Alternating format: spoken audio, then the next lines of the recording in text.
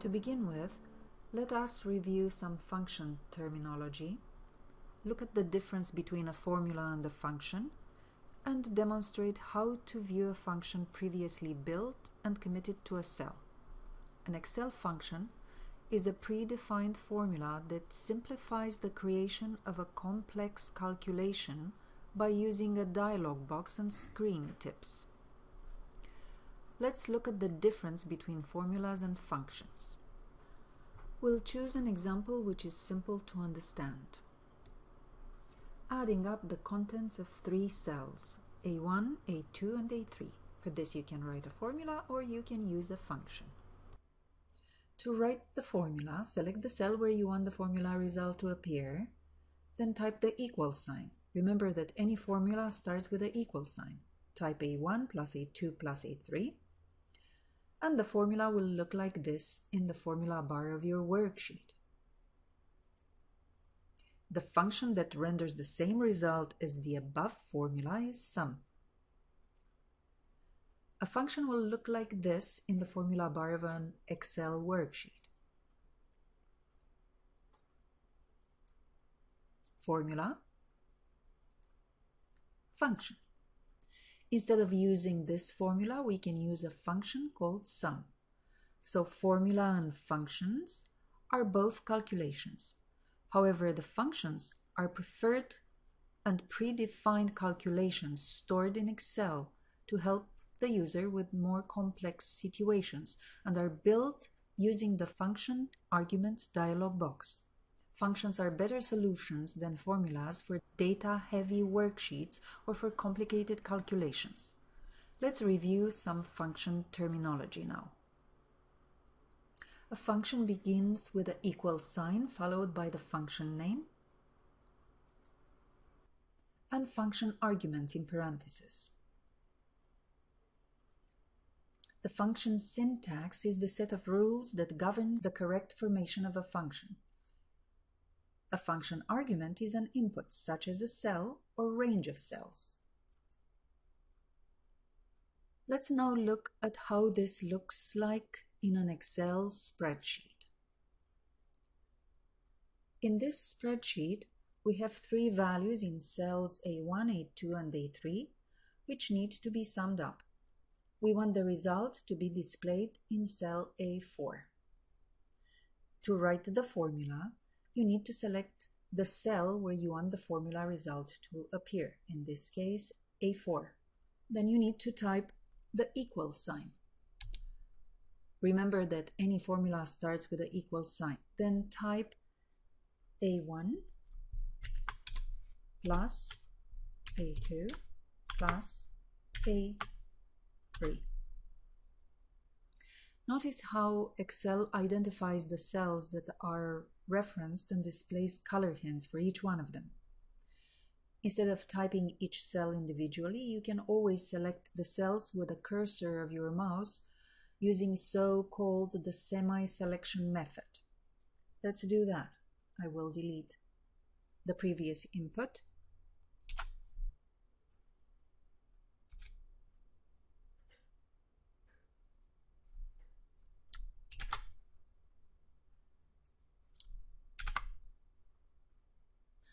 Press Enter or Tab key to commit the formula to the cell. You can now see the result returned by your formula displayed in cell A4. Return to the cell and select it to make it active. The result is still displayed in cell A4, but now notice that you can view the formula contained in this cell in the formula bar on the ribbon. Let's now see how to use a function to sum up the 3 given values in cells A1 through A3. Select cell A4 to make it active. This is where you wish the results to be displayed. Click the FX button to the left of your formula bar on the Home tab.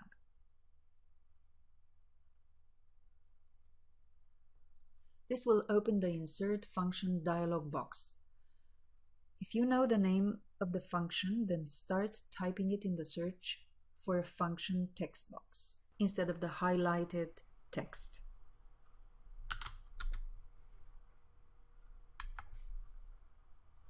Then click the Go button or Enter for Excel to display a list of options. You can review the definition of the options that Excel gives you and choose the desired one. If you don't know the name of the function, then just start typing in the Search for a Function text box what you want the function to do. In this case, we will write add numbers and click Enter. Excel will suggest some functions.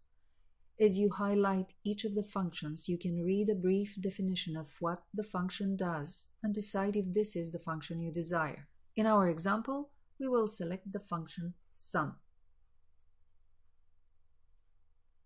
Double-click it or press the OK button and the function arguments dialog box will take its place. The first two text boxes are for the function arguments. The bolded one is a required argument. The regular font one is an optional argument. Notice the result area which is displayed below the arguments. Also notice a brief definition of what the function does, which is displayed below the formula result. The first argument, the number 1, and is a required argument.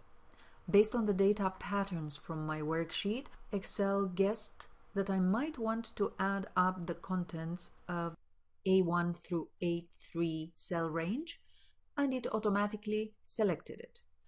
Always verify that it is indeed the desired cell range, and notice that on the right-hand side I can see the actual values from that particular cell range. If the cell range is not the desired one, then I can easily change it by either typing it, or I can use the semi-selection method to select the desired range. I like using the semi-selection method as this saves me some typing time. For our example, there is no reason to use the second argument, number 2, which is optional. Finally, you can have a last look at the formula result, and if it looks okay, then press the OK button to save the function and to close the dialog box. The function result will be displayed in cell A4, and we can view the function syntax in the formula bar on the ribbon. One more time, let us compare the two results we obtained for the same data, using a function and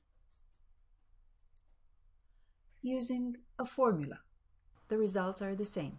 As an aside note, here are a few ways to view the function syntax in a cell that already has a function constructed.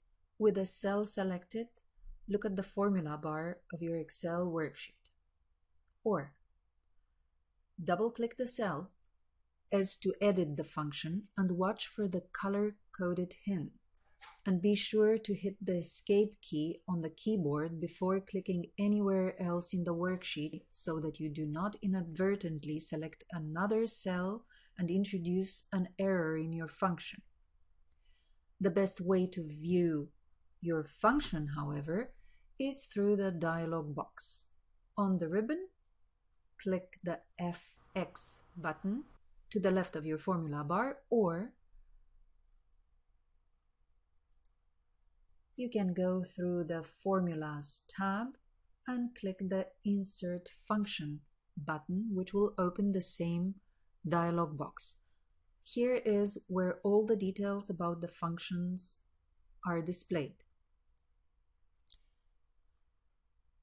If the active cell contains no function, then clicking the FX button, the Insert Function button, will only open the Insert Function dialog box, and it will let you select a function.